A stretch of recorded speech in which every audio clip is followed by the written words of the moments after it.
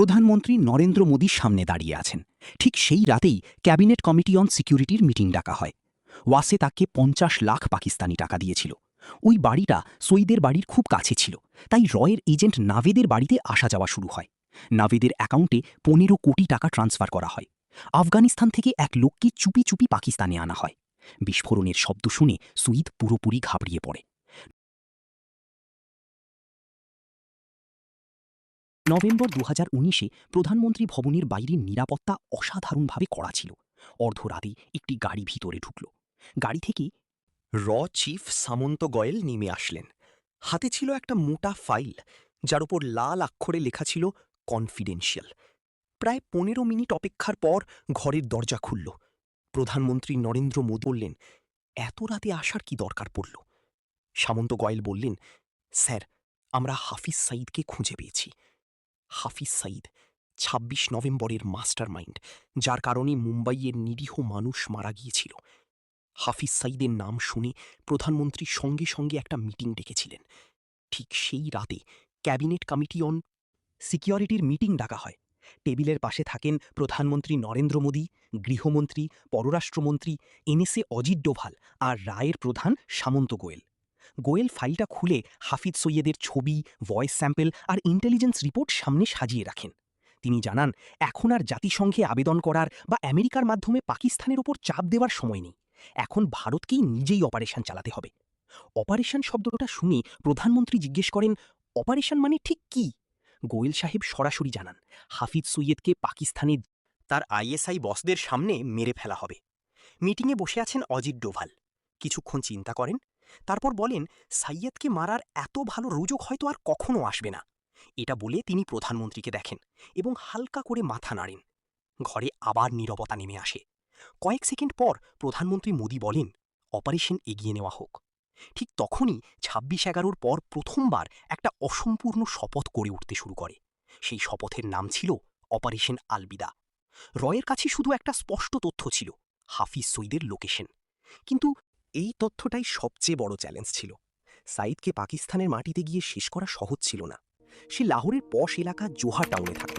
সেখানে তার সুরক্ষা একদম কিল্লার মতো ছিল। ২৪ ঘন্টা পাকিস্তান পুলিশের মোতায়েন, সিসিটিভি নজরদারি আর চলাফেরার কড়াকড়ি। সাঈদের বাড়ি পর্যন্ত পৌঁছানো প্রায় অসম্ভব ছিল। সরাসরি অপারেশন মানে আন্তর্জাতিক সংকট। রাও বুঝে গিয়েছিল, যদি সরাসরি যাওয়া সম্ভব না হয়, তাহলে ভিতর থেকে একটা পথ তৈরি করতে হবে। এই জন্য প্রয়োজন ছিল সাঈদের বাড়ির খুব কাছে একটা নিরাপদ আর বিশ্বাসযোগ্য লোকাল বেস। এমন একটা জায়গা যেটা সন্দেহের চোখে না পড়ে, কিন্তু প্রতিটি কাজের ওপর নজর রাখতে পারত। গল্প এখান থেকেই একটা আলাদা মোড় নেয়। ডিসেম্বর ২০১৯, দুবাইয়ের নাভেদ নামের একজন পাকিস্তানি নাগরিক গত ৬ মাস ধরে দুবাইয়ের একটা জেলে বন্দী ছিল। কারণ খুব সামান্য, একটা ছোট্ট চুরি। নাভেদ একজন সাধারণ মানুষ ছিল, না সে কোনো সন্ত্রাসী, না কোনো এজেন্ট। একদিন হঠাৎ জেলের দরজা খুলল। নাভেদকে জামিন দেওয়া হলো। জামিন করিয়ে দেয়া মানুষটা ছিল ওয়াসি। জেল থেকে বের হতেই নাভেদ বিস্ময়ে জিজ্ঞেস করল, ও কেন তার সাহায্য করল? ওয়াসি বলল, আমার তোমার দরকার আছে। সে বলল, তার ব্যবসা পাকিস্তান আর দুবাই দুই জায়গায় ছড়ানো। তার একজন বিশ্বাসযোগ্য সঙ্গী দরকার ছিল। নাভেদ বিভ্রান্তিতে ছিল। সে জানত এই অফারটা অস্বাভাবিক, কিন্তু টাকার তীব্র প্রয়োজন তার সন্দেহগুলোকে চেপে দিল। কিছুদিনের মধ্যেই ওয়াসে তাকে ৫০ লাখ পাকিস্তানি টাকা দিল। এই টাকা নাভেদের জীবনে বড় পরিবর্তন আনল। কয়েক মাস পর নাভেদ পাকিস্তানে ফিরে এলো। এখান থেকে রায়ের পরিকল্পনা বাস্তবায়ন শুরু হলো। একদিন ওয়াসের ফোন এলো। নির্দেশ স্পষ্ট ছিল, লাহোরের জোহর টাউনে একটা বাড়ি ভাড়ায় নিতে হবে। নাভেদ কোনো প্রশ্ন না করে বাড়ি নম্বর ১২০ ভাড়া নিল। এই বাড়ি সাঈদের বাড়ির খুব কাছে ছিল, এতটাই কাছে যে তাহলে তার কর্মকাণ্ড নজরদারি করা সম্ভব হতো। নাভেদকে বলা হয়নি যে বাসে আসলে কে।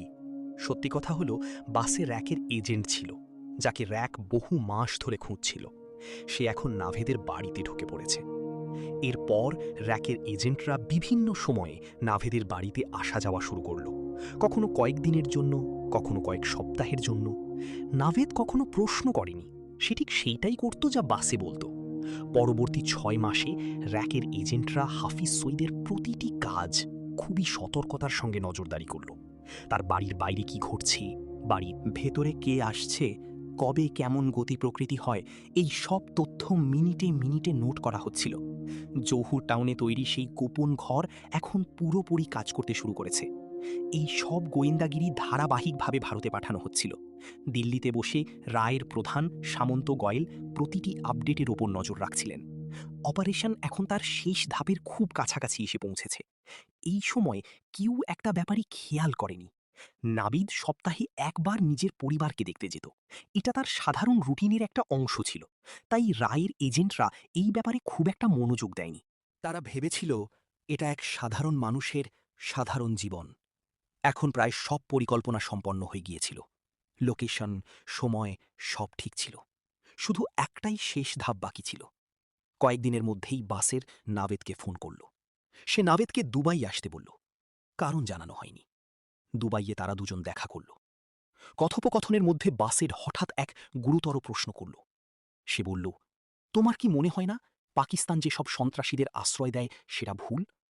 নাভেদ অবহেলায় উত্তর দিল, এ থেকে আমাদের কি আসে যায়? ওরা তো আমাদের শত্রু ভারতীয়দের মারে। হ্যাঁ, মাঝে মাঝে একটু চুপ থাকে। তারপর বলে, আমি একটা ইহুদির জন্য কাজ করি।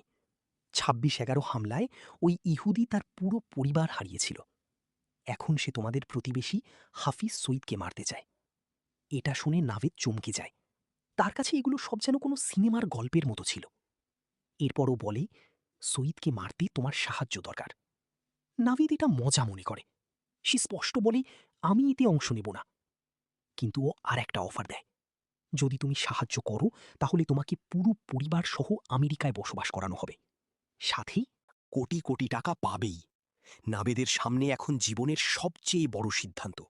একদিকে ভয়, অন্যদিকে টাকার লোভ আর নিরাপদ ভবিষ্যতের প্রলোভন। অনেকক্ষণ ভেবে অবশেষে নাবেদ হ্যাঁ বলেই দেয়। এর কিছু সময় পর নাবেদের অ্যাকাউন্টে 15 কোটি টাকা ট্রান্সফার করা হয়। এটা একটা ইঙ্গিত ছিল যে এখন পেছনে হটার কোনো রাস্তা নেই। এখন অপারেশন আলবিদা তার শেষ মোড়ে। কয়েক সপ্তাহের গভীর চিন্তাভাবনা আর ঝুঁকি মূল্যায়নের পর রাও একটা চূড়ান্ত সিদ্ধান্তে পৌঁছে।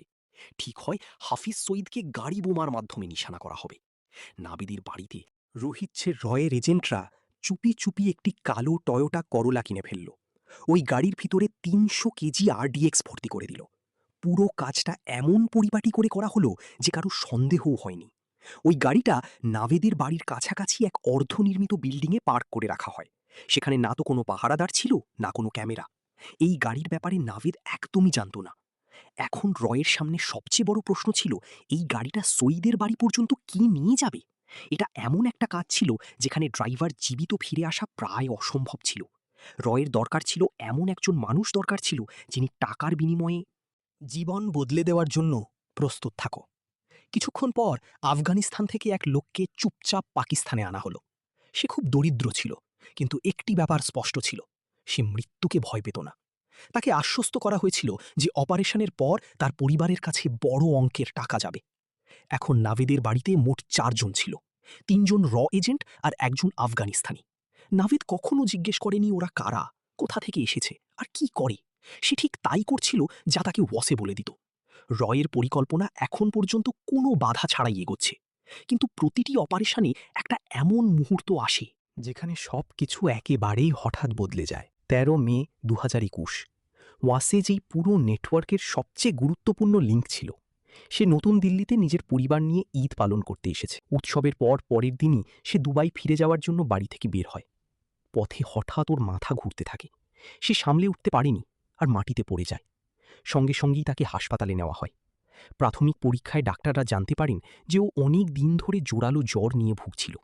কোভিড টেস্ট করানো হয়, রিপোর্ট পজিটিভ আসে। অবস্থা দ্রুত খারাপ হতে থাকে আর ওয়াসিকে আইসিইউতে স্থানান্তর করা হয়। পরের 2 দিন সে জীবন আর মৃত্যুর মাঝখানে লড়াই করে চলে। শেষ পর্যন্ত রয়ের এই সাহসী এবং অত্যন্ত গুরুত্বপূর্ণ এজেন্ট পৃথিবীকে চিরতরে বিদায় জানায়। খবরটা রয়ের হেডকোয়ার্টারে পৌঁছার সঙ্গে সঙ্গে সেখানে ভূমিকম্প চলে যায়। আসলে সে শুধু একজন এজেন্ট ছিল না, সে নাভেদের দেখাশোনা করত। তার মৃত্যু মানে পুরো অপারেশন ব্যর্থ হওয়া। অন্যদিকে নাভেদের অভ্যাস ছিল সপ্তাহে একবার লাহোর থেকে বাইরে বেরিয়ে তার পরিবারের সঙ্গে দেখা করা। কিন্তু এইবার গল্পটা একদম অন্যরকম ছিল। এইবার নাভিদের গাড়ি সরাসরি এক উচ্চপদস্থ আইএসআই অফিসারের কাছে যাচ্ছিল। কে ঘরে ফিরে এসে থামল। আসল ঘটনা ছিল, নাভেদ কখনো পুরোপুরি সৎ ছিল না। সে শুরু থেকেই বাসের উপর সন্দেহ করছিল।